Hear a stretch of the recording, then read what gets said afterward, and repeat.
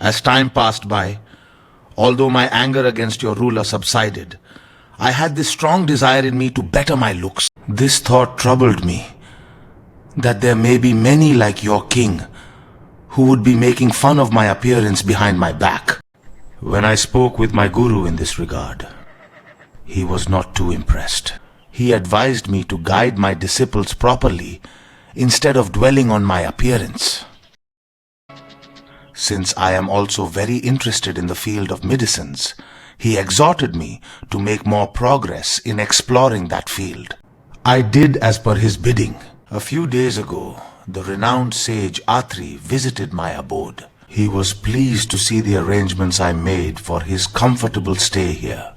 Thus, before leaving, he told me that it would be his pleasure if he could be of any help to me.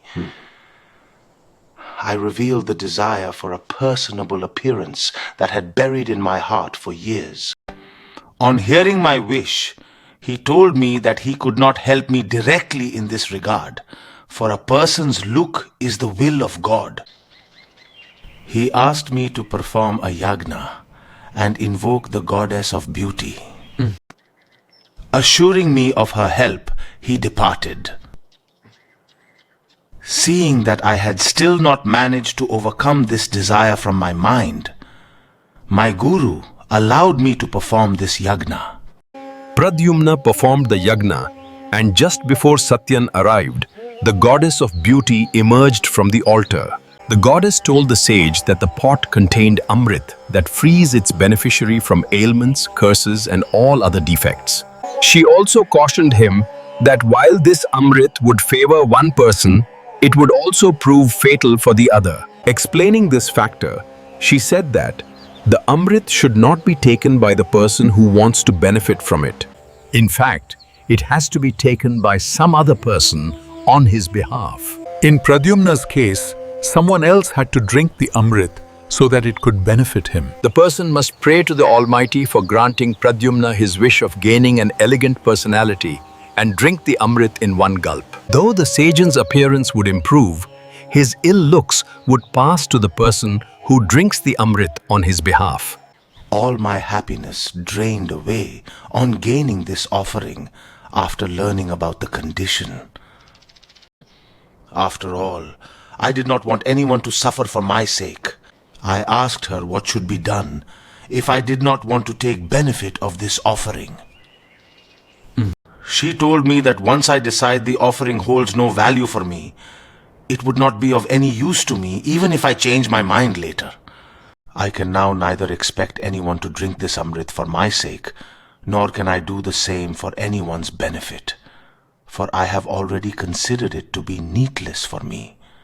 I am now left with only one choice, which is to hand over its custody to someone else. Vasudev, if your king has to be relieved from the curse, you will have to drink the amrit. But then his curse will have its effect upon you. I can do anything for my king, O sage. It may be a fact that he had his own benefits in mind when he employed me initially. However, without him, I would have never had a chance to mend my evil ways and serve the people of my kingdom. I shall be forever grateful to him. If you permit me, O sage, I shall drink this pot of amrit and liberate my king from his curse.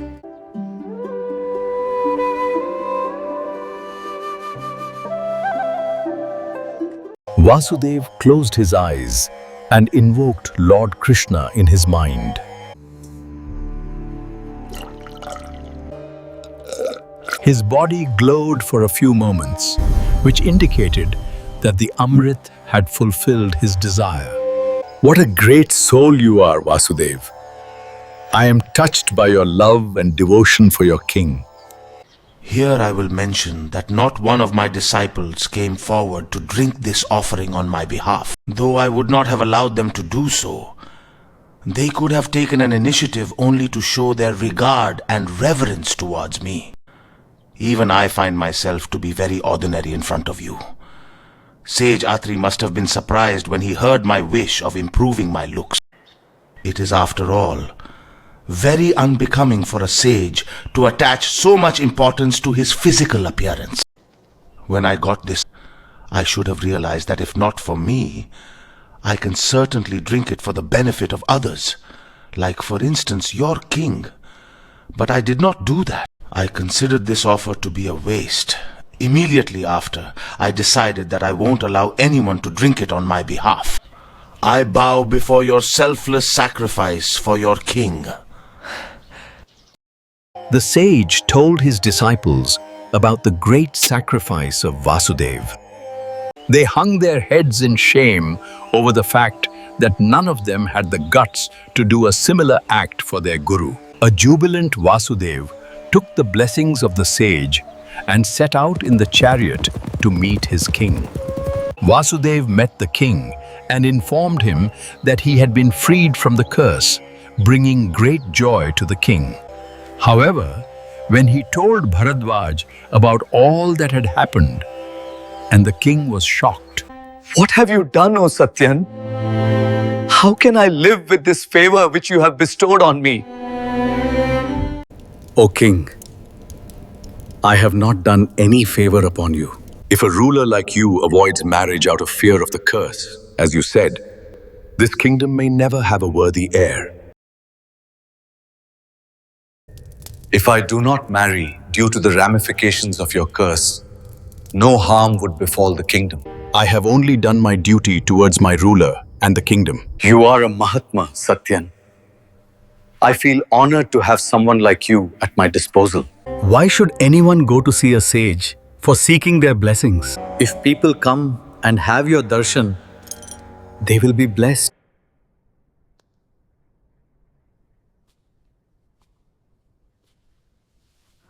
Bharadwaj made public the events relating to his curse and what the noble Satyan had done to relieve him from it. Everyone was amazed to see the devotion and selfless dedication Satyan possessed towards his king. His exceptional deed not only made him the talk of the town, but also made everyone refer to him as Mahatma. That night, as Satyan went into a deep slumber, he saw the most memorable and wonderful dream of his life.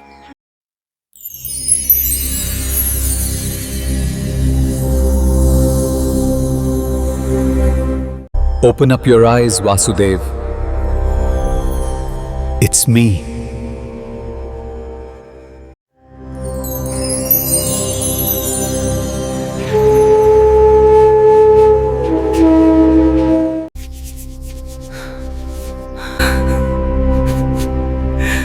Satyan ran towards the Lord and fell at his lotus feet.